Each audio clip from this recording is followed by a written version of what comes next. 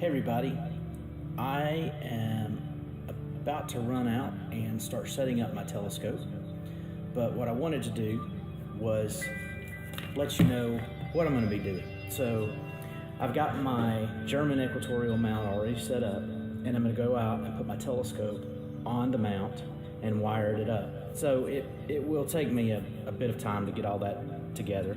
So you can watch, I have two live feeds going for you. I have a live feed, and then I have the time lapse down the bottom right there, and you can see the sun in stellarium at the top right.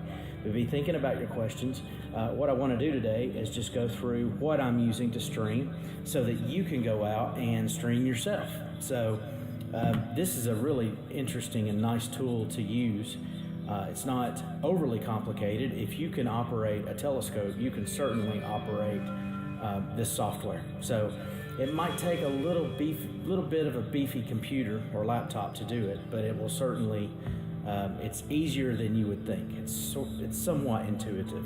So I wanted to walk through everybody today. People have been sending us emails and asking, how are you doing that? I know it's not new. I know it's nothing new under the sun. There's tons of folks out there that have been doing this way longer than I have. And we've been dabbling with it, but our star parties are very well attended, so we've never really reached out to do this. But of course, changing times and sometimes situations necessitate invention. So here we are trying to do things a little bit differently. So today I'm hoping to answer your questions. We will eventually get the scope up there, and I'll get a live feed going on the sun. So sit back, listen to the tunes, ask questions if you have them. Don't forget to subscribe to us on YouTube, and just bear with me as I set up. Thanks for watching.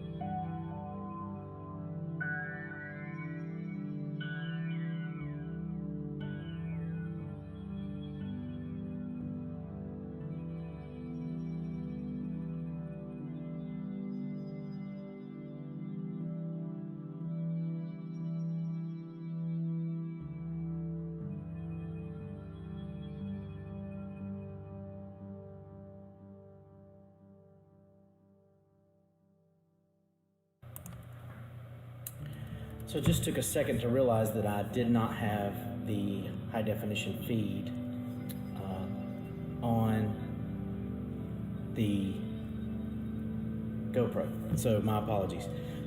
So what you've just watched me do is plug in and install the telescopes on top of the mount. So on the left there, if you're looking at the screen, you have an 80 millimeter Lunt PST. It's a pressure tune system. And on the right, you have an 80 millimeter Lunt that does not have a hydrogen alpha pressure tune system, but it instead has a calcium K blocking filter in it. So this blocking filter, the calcium filter, allows you to observe the emission lines at a certain wavelength, so you can see the detail coming off the chromosphere. So there are two different scopes, and the one on the right, the calcium K, it's the purple one. So when you see my screen and it's purple, it's very close to ultraviolet, which is also purple. So both are colored after the fact through my software. So you actually, unless you're looking through the telescope, when you look through my telescope visually, the hydrogen alpha will be red or orange, and the calcium K will be purple because it is so close to that ultraviolet emission line. So I'm going to go out, button up the top, and then plug in the bottom, and then the mount will be live. We'll sync it, and then we'll get on the sun.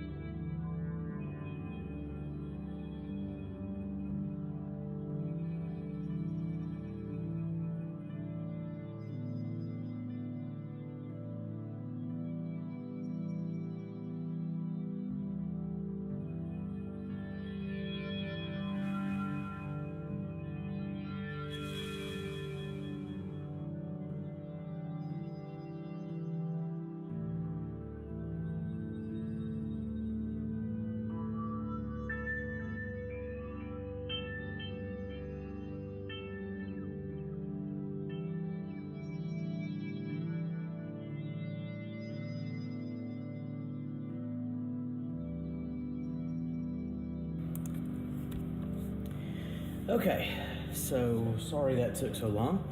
I realized I'd misplaced one of my fittings for my camera. So what you just witnessed was me plugging up the wires. Now, you might be asking, where do the wires come from? So my mount has through the mount cabling, so all of my cables are ran through the mount, and yesterday I spent some extra time to rewire them, pulling out the bad cables and putting in new cables in places where I was worried something was not making good contact. So it's all connected correctly and working fantastically today. So now you see my German equatorial mount, which was polar aligned last night. I used chalk to make circles around where my tripod sits last night, so I could bring it out, set it down, and know exactly where it was. So basically a kind of a makeshift polar alignment for those of us who have to move our telescopes. So now what I'm going to do is I'm going to kill the live feed on the left and bring up my fire capture window, and I'll be right back with that.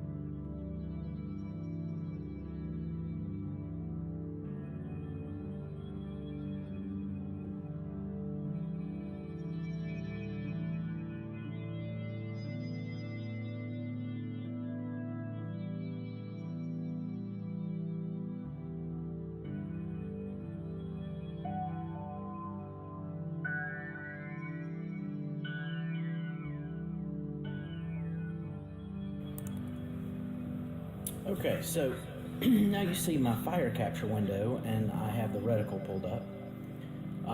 Fire capture is a wonderful program for solar outreach, especially for live. I like it. It's very useful. I love the feature to add the color, the false color from this side. The mono camera shoots black and white, as you see here. If you've watched some of my other videos, you've seen sometimes it's gray. That's why. So one of the features of fire capture is that you can enable a colored disc, which is very handy when you're trying to illustrate what it should look like. If you were looking through the eyepiece, I tried to essentially recreate on the screen exactly what I see through the eyepiece. So now you're going to see the sun move. I'm jogging that with software, so it'll have to be there. Oh wow, nice prominence on the top side there. Wow.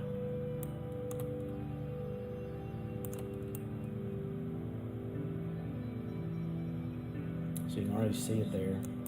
I'm a bit out of focus, so fix that. Now I have another piece of hardware here that's super helpful. The first thing I'm going to do is I'm going to get focused. So I realize now that I did not reset my tuner, so I'm going to do that. Anytime you use a Lunt pressurized tuner, you should back it off and screw it back on so that it can reset. And it does take a little bit to warm up after that, so I'm kind of not on top of things this afternoon, but bear with me.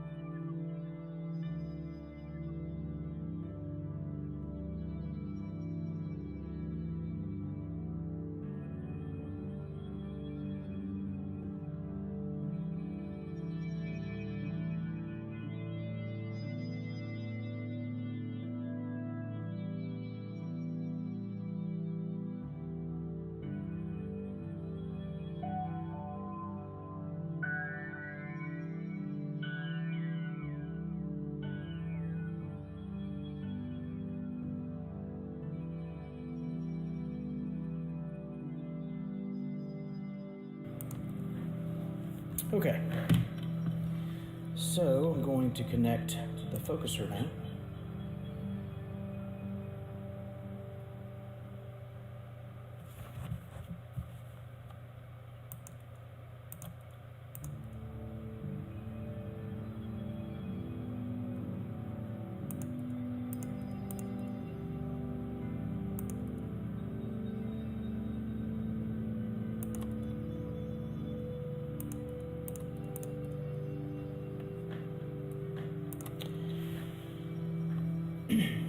Now to focus, I find that it's easier to focus on the chromosphere than to try and focus on a prom.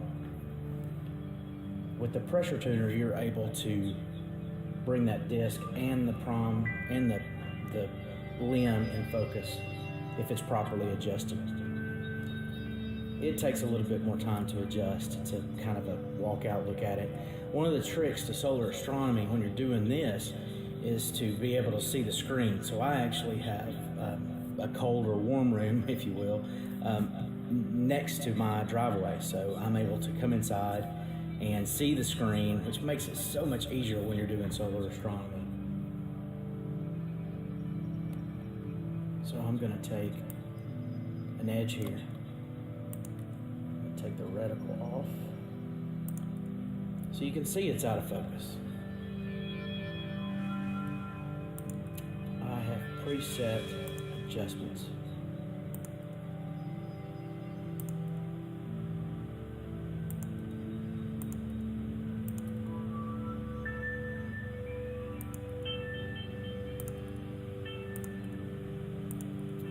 And sometimes they don't like to work. Alright, so let's go back to the max here. Bring in this Alright, so what I've done there, if you took note in the software, I'm swapping between region of interest and a full disk image. So this is the max screen resolution, or the full view of my sensor and my telescope. And that is 1920 by 1200 pixels. So it's not as large as some of the modern day sensors like a 1600 or even a full frame. I believe it's ASPC. I have to check. And I'm using region of interest so I can really get in here. So now you can see the disk. So it's blown out. So that's got to be corrected. So you want to be able to see the disk in all its color. So now I'll bring up my focuser, and if you'll watch, you'll see it come in and out of focus here. So I'm going the wrong way. Okay, here we go. Getting there. Oh yeah. So I think we moved past it there, but you can really see the detail. Looks like there's some detail up here. Let me enable my cursor so you can see the cursor here. Alright, so right here, definitely something going on. Maybe even right here, a little bit of movement. So that looks pretty good. I'm going to go back to the max view. Now, you'll see that this part of the disc is a little bit brighter than the rest of it, and that's the tuning. So to get this fixed properly, what I would do is I would use a program like TeamViewer or AnyDesk, and I would pull it up on my phone, connect it to this laptop, and then I would go out to the scope and I would adjust the tuner. And I'm not going to do that now, but just be aware that when you're doing post-processing, the even illumination of the disc is something that's tough to fix in post. So you definitely want to make sure you do it correctly the first time. And that, again, is just taking care. Solar astronomy takes time and patience, just like nighttime astronomy. But there's just so many pros versus the cons. I mean, in my opinion, solar astronomy, I have absolutely enjoyed it. I think maybe as much as nighttime astronomy. So here's our full disk. I can switch over to the profile here and show you the corona. Wow, look at that prominence. Okay, so let's go back to that region of interest, and you'll see it's very bright, so blown out. So what we want to do is adjust it. So wow, look at that nice detail in that prominence. I think that's the best prominence I've photographed since we have started this march out of solar minimum. Okay, so I am going to do a quick capture because that prominence is just too beautiful. So again, I can disable the screen adjustment here, and you want to make sure that if you're going to take a shot, and I actually recorded video, that is just so nice. You want to ensure you don't have the gamma on, and you want your gain to be, I just like for the histogram to use about half of it. I like for it to look even, but then just a little bit brighter. So of course it's personal preference. I think that's going to be good. So I have a pretty good solar alignment, but I am still going to use my Hinode solar guide. So I'm going to turn on the reticle. I'll show you how that works. So you pull up your jogger here, or whatever you use to drive your mount, and you slightly center the disc. Now that's going to change here in a second. And I'm going to pull up the Hinode software. So the Hinode software is fantastic. Here's what it does. It allows you to guide without a computer. You can simply plug it in. It uses an ST4 port, plugs into the mount, plugs into the hand controller, and with a few simple button clicks, it really couldn't be easier. You're guiding on the sun. So when you're trying to photograph like an ISS transit, which I did earlier this year, it's a little tricky because normally you're driving someplace that you're not familiar with. Sometimes you get lucky, you can scout it out before, but as the International Space Station transits and moves in orbit, sometimes that trajectory and its path changes. And so this last time, I had tried it about 5 or 6 times and missed it every time. But kind of heartbreaking every time I missed it. Anyway, this last time, I went out the day before, kind of scouted out where I was going to go. It was an elementary school parking lot. It was perfect. And I got there early. I got all set up. People drove by. You know, what are you doing? Is that a missile? Is that a rocket launcher? You get questions like that. But I got all set up, and you can't get a polar alignment there. There's just no way. I mean, you could go the night before and set up and draw in the parking lot. I'm sure that would work. I mean, astronomers and amateur astronomers have to be, we have to be inventive. So that's one way to do it. Or you can just get a Hinode solar guider. And I actually got my Hinode solar guider from Stephen Ramsden, who many of you probably know from the Charlie Bates Solar Astronomy Project. And Stephen's just a great guy. I mean, he loves science. He loves education. It's fantastic. So a little shout out to Stephen there. I appreciate all he does. I love his humor. He's a funny guy. And it's just great to be around people who love astronomy. Looking at the sun is an amazing thing, and his passion comes through when you hear him talk. He's got a video up that he made last week that was pretty entertaining and also very informative, and his passion just comes through. So Stephen was clearing out some old things that he wasn't using anymore, and he put it on somewhere, Astronomy or Facebook or something, and I purchased it from him. And I have to say, I have thoroughly enjoyed the Hinode solar guider. It works wonderfully.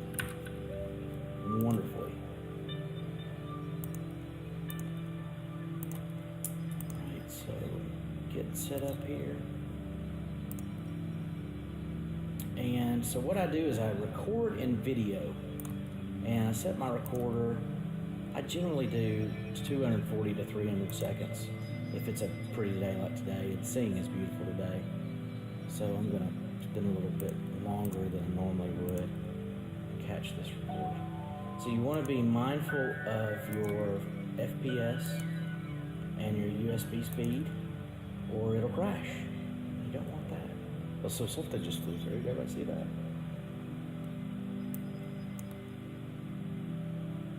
Alright, looking at about 40 frames per second today. That's a good number. And I'll just start that.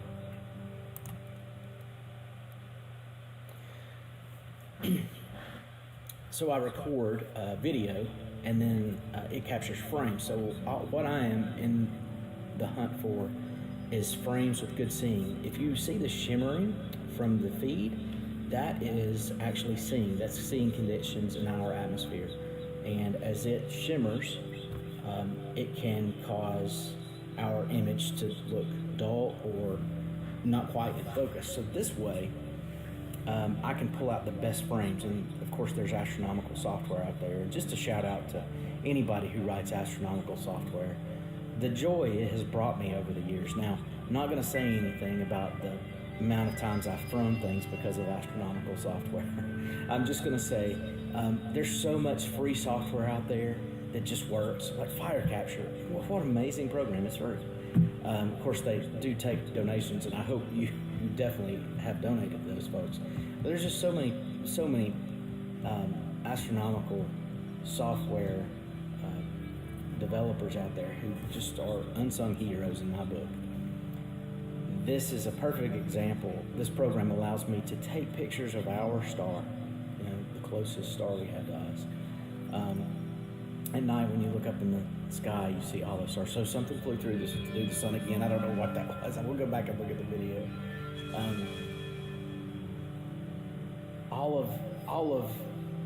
I assume it's birds. All of these things are because of people's hard work. So I really appreciate it, the amount of joy that I gather from it. And we hope to share with other people through our society. So I've got 120 seconds left on this frame. Then I'll capture a disc, and then I'll do some solar observing, and we'll tour around the sun. If you guys have any questions, you're welcome to post it on YouTube, or you can also throw it on our Facebook page. Today, I thought I would just go live on YouTube, do some voiceover, answer any questions people might have. I think we figured out our streaming issues.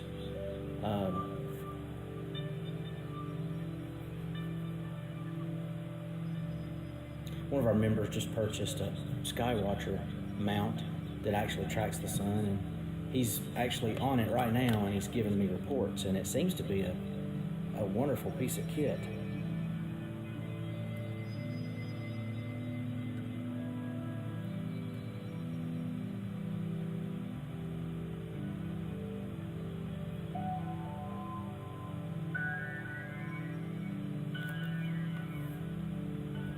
That is a really nice prominence over there. Yesterday was a nice image. You can go to Facebook and see an image from yesterday's stream. So a little bit about the process of setting this up. I'm actually using XSplit to bring you this live feed, but you can use OBS, which is a free program, again, free software, and connect all of your different inputs into it. I will tell you, you need to ensure that you have a system with enough power and space. I've had to completely freshly install Windows 10 64-bit on this laptop to get it to work properly. Because software is like stacking plates. I mean, when you build a computer, or if you're trying to do something, anything, you're trying to build a video game machine, or if you're trying to build a flight simulator, or you're trying to build a computer to edit photos, or you're trying to build a computer to crunch numbers, or you're trying to build a computer to do a gigantic mosaic, whatever it is you're trying to do, you have to stack it properly. You have to build your computer properly and keep all those things in mind. Okay, so I captured the disk shot, so I'm going to change it over to the chromosphere shot. Now here again, we're not so much worried about, and the reticle won't be on the video. It doesn't actually record the reticle.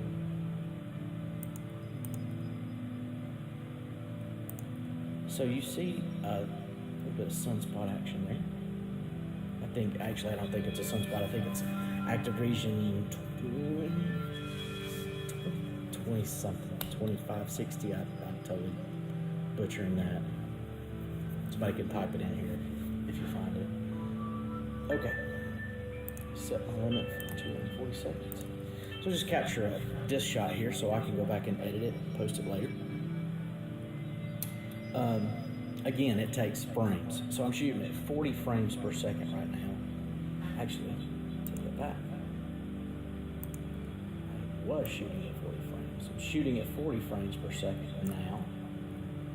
My USB traffic adjusted properly. And I'm recording about 4 minutes worth of video. And in those 4 minutes, at 40 frames per second, as you can imagine, I am gathering quite a few individual frames. And those individual frames will be graded, again, by free software. I actually use AutoStacker 3 to stack my photos. There's several different programs out there that'll do it. And I should say, for nighttime astronomy, the electronic software, I use SharpCap. I feel that the stacking features are very, very nice, very easy to control. I like controls. I like to be able to adjust the image on the screen. And Fire Capture gives me that option for solar, and SharpCap gives me that option for nighttime astronomy. Of course, there's others out there. Whatever you use, the trick is just spending time with it to learn it.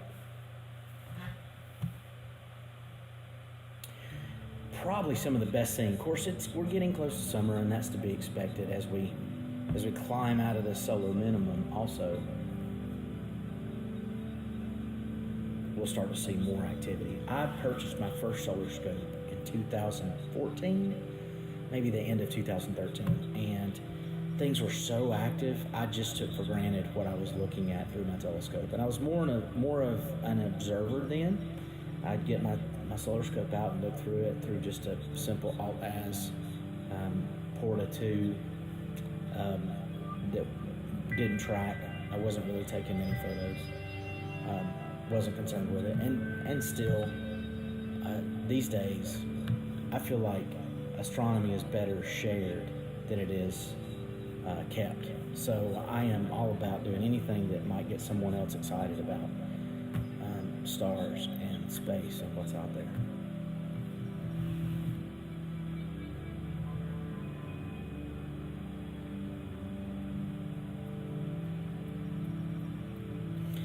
So I have a Prima Luce Siesta on the Lunt 80 PST to focus. I have a moonlight focuser on my Lunt 80 ED telescope. Just a little bit about those blocking filters. They're both 1800 blocking filters. The calcium K blocking filter, you can put it in any scope as long as you are aware of the amount of energy that's coming through the front of it. And from what I understand and what I read, and someone can correct me here, please do your research before you ever try to put a camera on a telescope. The energy rejection filters are necessary depending on the scope you have. So you have to do that research. The Lunt 80 ED, my understanding with it, in my research, 80 millimeters and below, you're safe to not use an energy rejection filter. Now, you would never ever want to just look through that telescope at the sun. You would go blind. Or you would destroy your camera if you tried to do that. However, the blocking filter enables and makes it possible to actually use it for calcium K observation and capture. So I'll put it on the calcium K before we get off this feed.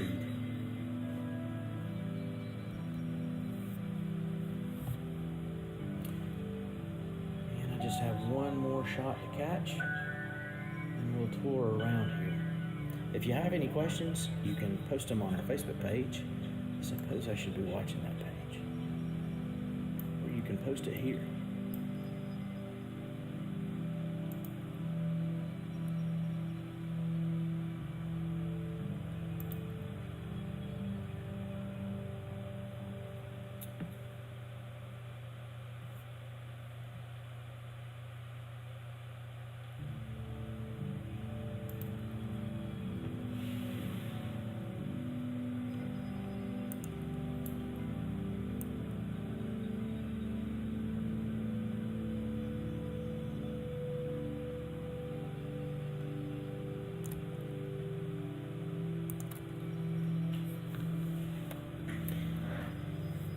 So I'm using Stellarium here,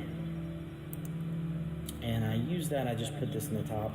What my goal with that is to show you the orientation of my telescope. So at night, it really comes in handy, because if I'm photographing just under the Big Dipper, an asterism, you can see that based on Stellarium and in my nighttime shot, and see actually what it is that my telescope is pointed at.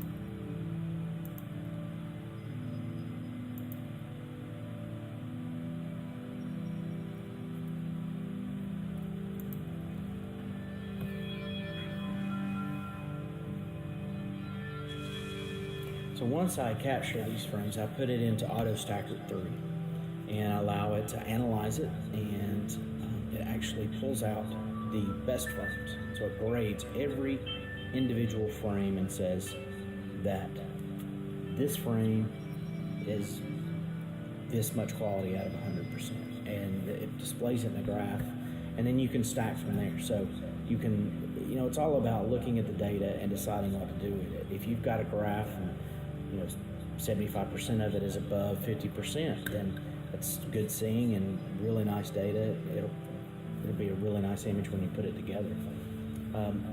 I will say that some days in the winter when I'm just itching to get out and do solar, the best you can get is maybe a minute before a cloud or some haze comes through, because the sun's so low. And I have done a minute and stacked 100 frames just so I could get out and do solar astronomy. And that's okay. It won't be the best image, but again, it's an accurate picture of the sun from that day.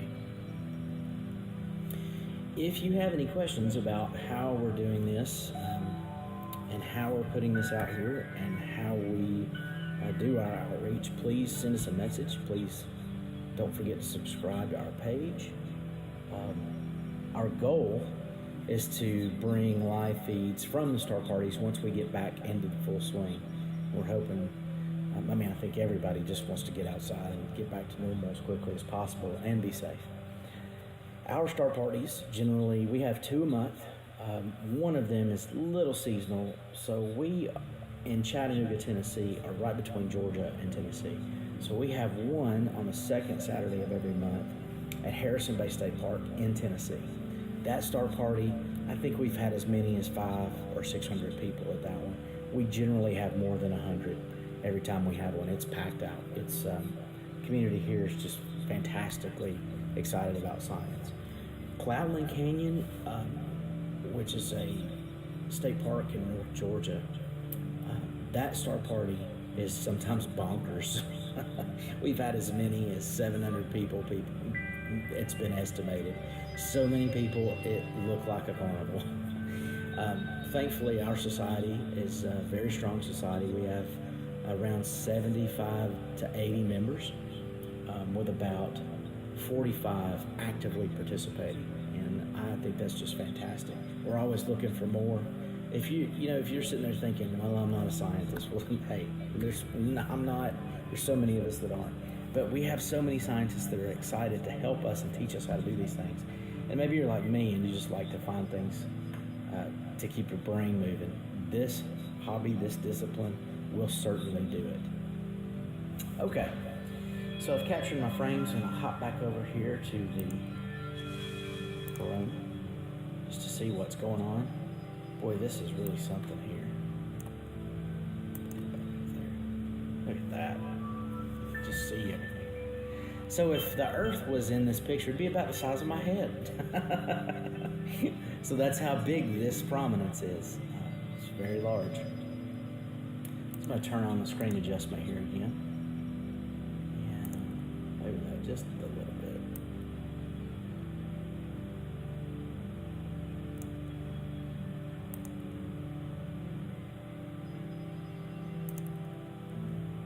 Okay.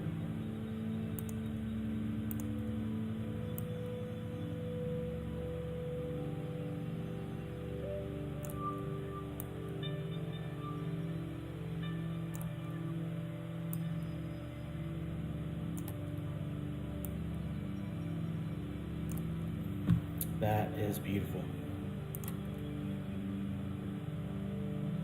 So I think I'm going to capture just a frame of this. I don't often do just a single frame like this, but I'm going to because it's fantastic. So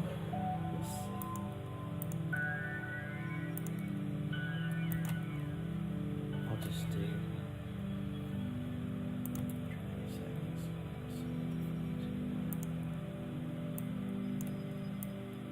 again, it's all about the frames per second here, because if you see the shimmer, the higher your frames per second, the smoother the feed is, the more you can break through that shimmer and capture those really clear frames.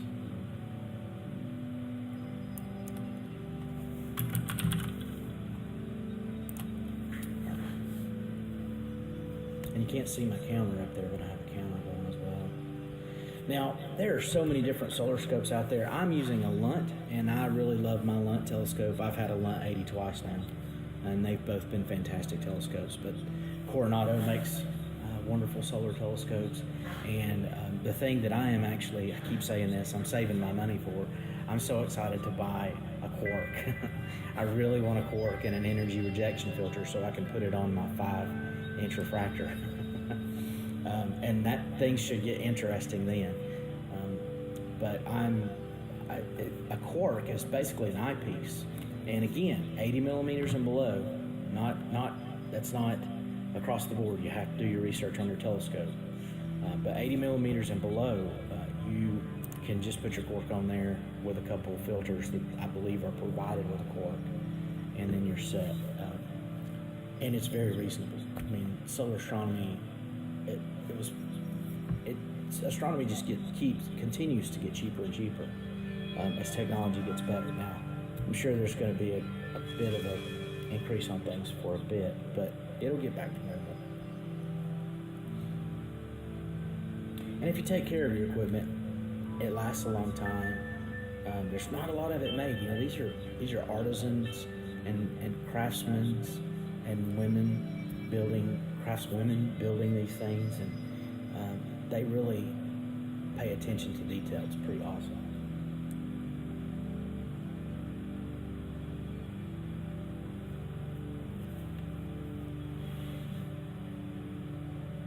And if there were ever a testament to quality, I talked a little bit about that Hanode solar guider. You can see just how well it works.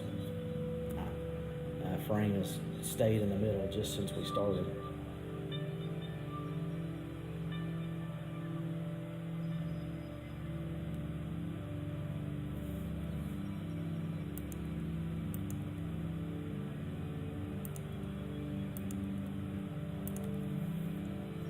Seconds, and I'll capture a disc, and then we'll get over and do some other things.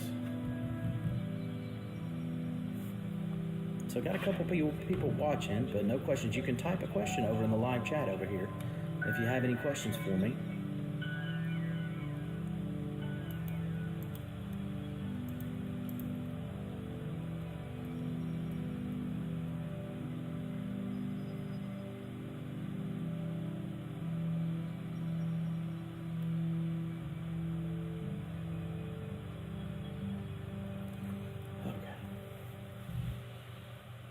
Sorry, I'm watching the feed over here. Okay. Let's figure one more time.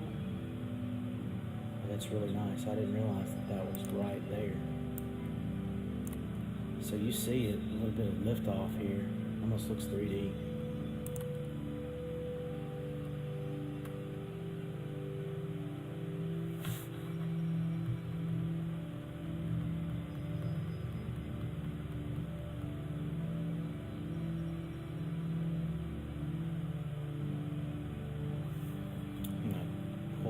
Back up from the camera outside to see how it looks. So I have an astrophysics mount. I saved to buy an astrophysics mount back in 2015 and 16, and it's been the best money I've ever spent. Of course, it's heavy, but it'll push anything, hold anything, tracks so well. It's truly a wonderful piece of craftsmanship. Again, Roland and his crew are just absolutely amazing people, wonderful to deal with. And, you know, from time to time, when you talk to people about astrophysics products, people tend to if they own one, they rave about it. If they don't, they wish they had. And they're expensive, you know, it's an investment. But it's one of those things where it's an instrument. You know, you buy it just like you buy a lathe or a 3D printer. If you take care of it, it's going to last for a long time. And of course, it has wear and tear on it, but good maintenance.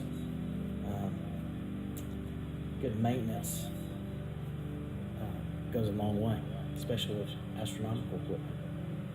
I can't wait to bring these into the auto stacker and see how they look. So maybe I'll do a video on that, do a walkthrough, a little bit of that. But we're interested in doing astronomy, live astronomy, for you to jump on board with and get active with our society. You can find us on the web at barnardastronomy.org, barnardstar.org, or just go to Google and type in the Barnard Astronomical Society of Chattanooga. We will turn 100 in 2023.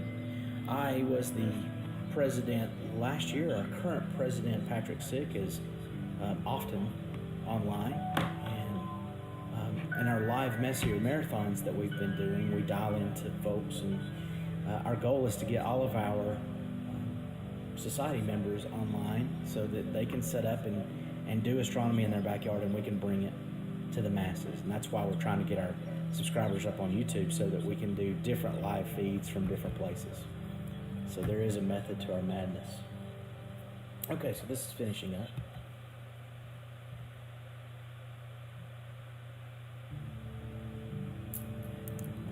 Okay, so we'll go back to the full view there. Just really something. You see another active region right here.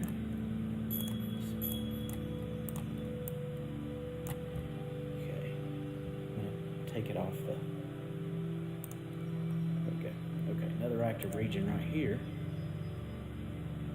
And you can see as it almost seems to come into focus, and then it moves out. And that, again, that's our atmosphere. That's the heat and the currents in our atmosphere causing this. So full screen here. And here's that little spike, and I'll move it back over to corona so you can see right about where that is. It's almost, you know what, I'm going to do this. So this is a feature that I spent a lot of time getting perfected so that I could show both the chromosphere and energy leaving it on the same frame. Let's see. Okay, so here's the disk, and here is the limb. So you can see just by altering exposure, I can illuminate both. So let's zoom in here, just how this looks. It's a really nice prom. And there's the energy, and you can see this energy that's on the disk. I don't know if it's connected. I doubt it is. Pretty fantastic though. So I'm just using a gamma slider to go back and forth here. And again, if you're looking through a telescope, if you're doing visual with my hydrogen alpha telescope, you can see this difference. You can see both of these exposure at the same time.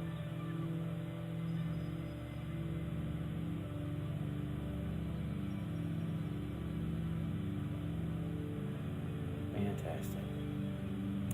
Back to full disc, see if there's anything going on the other side. I joked on here a couple of days ago that 4 or 5 years ago I was doing solar astronomy, and I spent all day on this prom. It was really looking promising. It's about this size. So I spent all day just doing time lapse of this, right? And then as I was finishing up, about to pack up, I clicked the max button, and there was a prominence about twice the size of this one over here now. And because I had never zoomed out, I didn't know it was there. So it's important to be aware of your surroundings. Again, this is fire capture that I'm controlling this with. And I do have the false color on. So here it is without the false color. And some people prefer that. You know, they just want to see the monochrome. If you look at it through my telescope, through my hydrogen alpha, I'm going to show you exactly what it looks like. So it's not quite this, it looks like this. It's very red. This is what it looks like. Almost identical to what you see through my hydrogen alpha telescope. And you can buy a double stacking filter. You can stack filters, so you're actually changing the angstroms, which is the measurement there, and it's the wavelength and what you can view in the wavelength. And the lower you get, the more detail you can see. Oh, I messed up something here.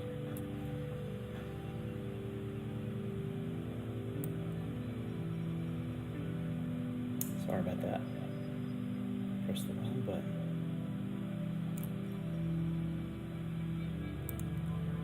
There we go. Okay. Yeah, but that's the view you get, and you can see the surface, and it looks like this. And then you can, at the same time, you can see the proms. So I'm going to try and adjust it just exactly. So the proms are very, very dim. But they're faint, but they're there. And really, really hot, really large ones are easier to make out. So this is more of what you see when you visually look through my light.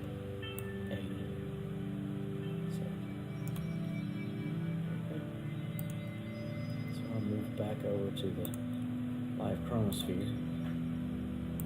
False color back on.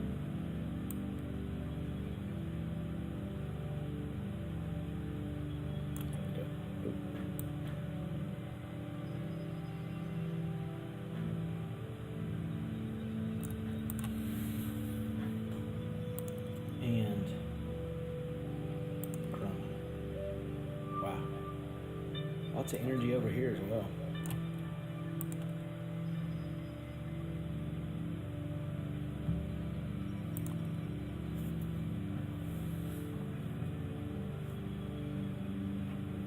I did not use the AP daytime polar alignment routine.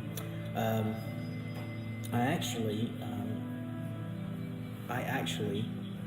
because I set my telescope up in the same place, I used a paint marker and I outlined exactly where my tripod would need to be perfectly polar aligned.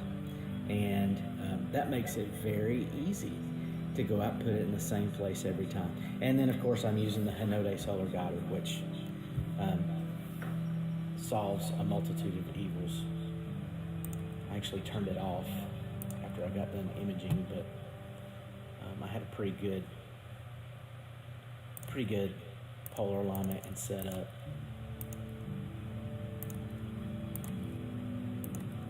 I'm gonna look at this just one more time and then go somewhere else.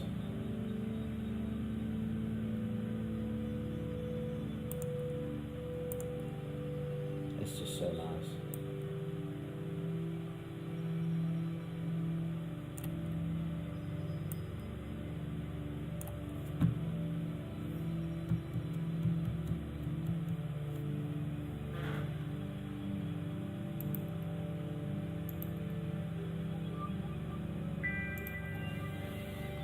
Okay, back to the max view here. And I am going to go out and make the connections for our, we'll look at the disk through my calcium K filter. So you'll just bear with me for a second.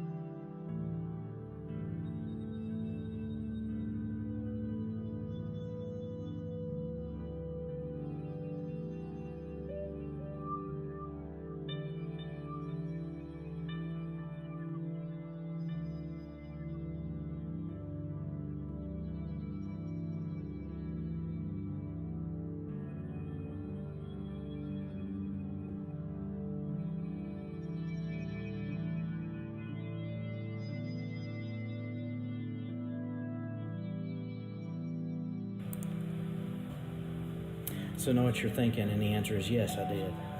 I removed the camera from the hydrogen alpha and I simply just put it in the blocking filter for the calcium K. So here is, you'll see these dark spots, those are dust spots, smudge spots on the screen, on the lens. I'm pretty sure they're on the inside, but I have this thing about taking telescopes apart. I'm very nervous about doing it, so I just do flats if I have to worry about it. You can see that it's not in focus. So again, I'm going to bring up the focusers.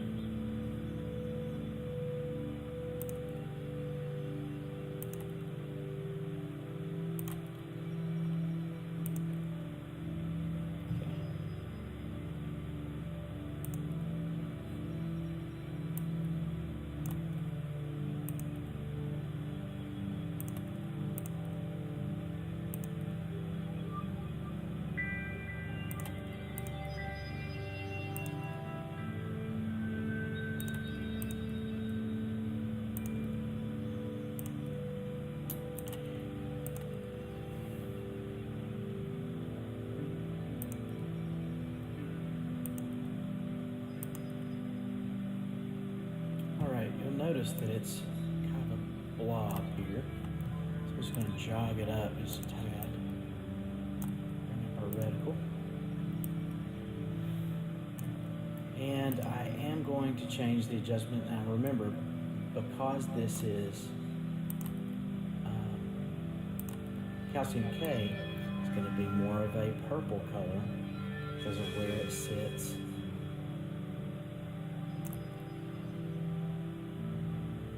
In the spectrum.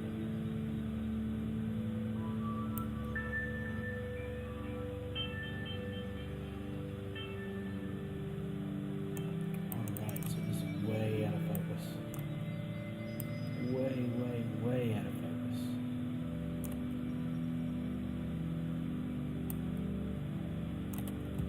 Get there.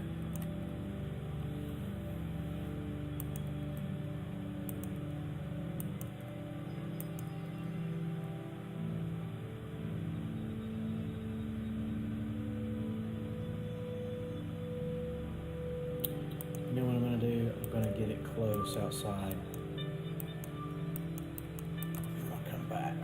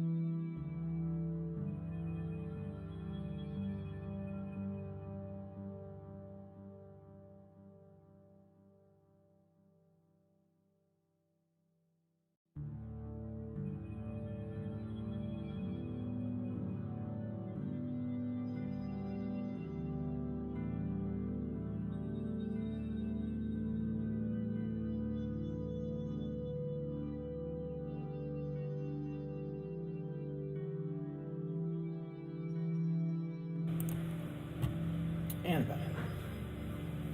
So we're closer.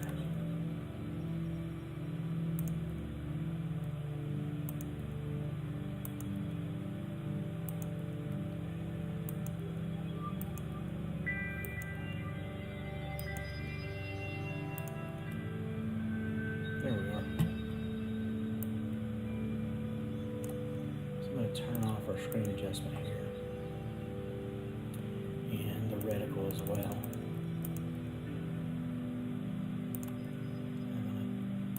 Definitely some activity on the surface there.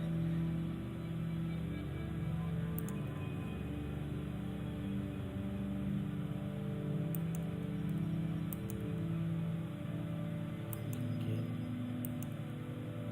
a nice sharp focus here.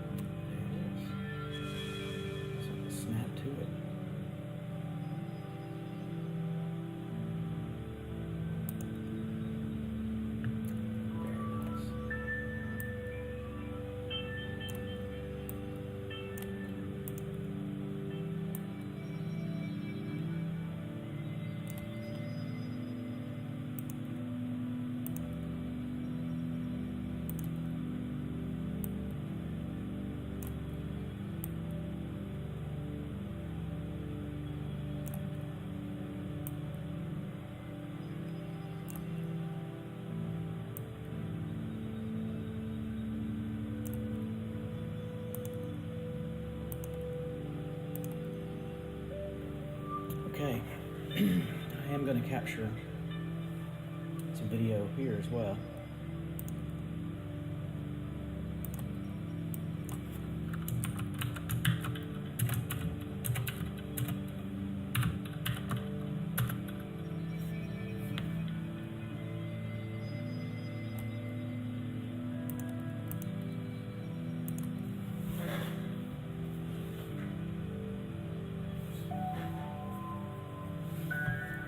So you can see my window for solar astronomy is generally around 11 a.m. to about 4:30 p.m. And then the sun, of course, sets behind the trees. But I think ideally, if you can be on the sun around 8 or 9 in the morning, if you have a clear view, you can really get a nice view of it.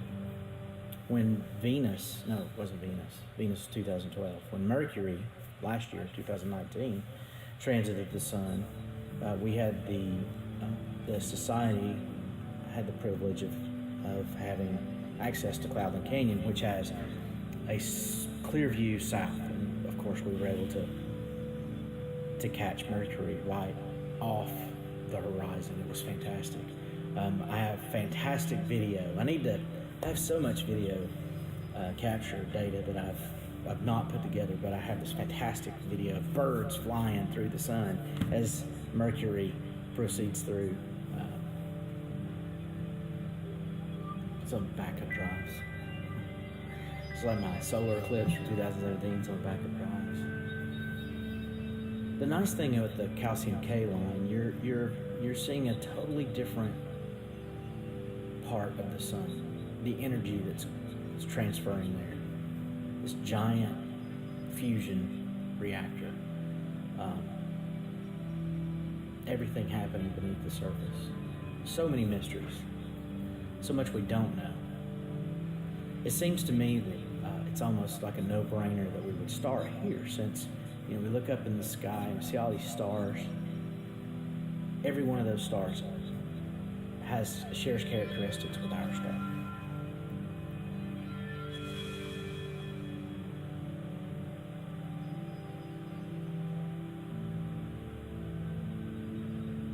So as this is finishing up, I'll just say, again, I'm using XSplit. You can also use OBS software, both free streaming softwares, to do this. As we move out into solar outreach and try to do online solar outreach, I'm hoping that we find a way to get other folks who are passionate about astronomy to dial into the show, and we can put these things that we can see in the sky. Everyone's excited about Comet Swain that's coming back around. We photographed Comet Atlas back in January, and so you can look through our Facebook page and find that. But we'll be on that as soon as it's above the horizon and over the tree line. As soon as the parks open back up and we can safely socially distance ourselves in the parks and do our star parties again, we will. But my sense is, because those are such large gatherings, it'll be a while before we can do that, but we can still do this. So that is our hope, to bring you live events like this, and we'll mix it up. Sometimes we'll be on Facebook, sometimes we'll be on YouTube. So if you enjoyed today and you have any questions, please put them in the chat log there.